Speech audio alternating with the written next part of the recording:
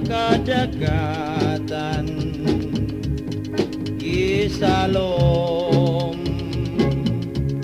ninoy tiban idala niya iyang girigalo kang busyang nga maoy iyang hinalaran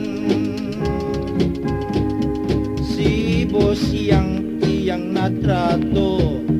tungod sa perlas at takubo ug ang ilang kalikunan perlas sa pawikan sinoy tiban nga buotan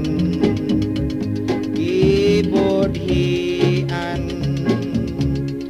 ni busyang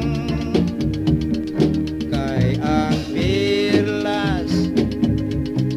nga ilang kinugtanan ismagol ni busyang sa Taiwan.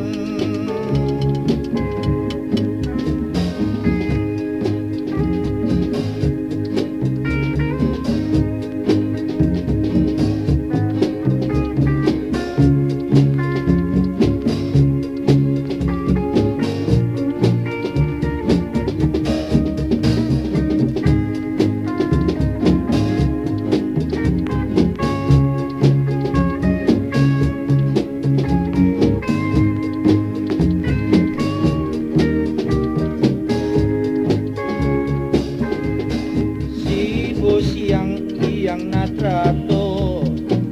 tungod sa perlas sa tako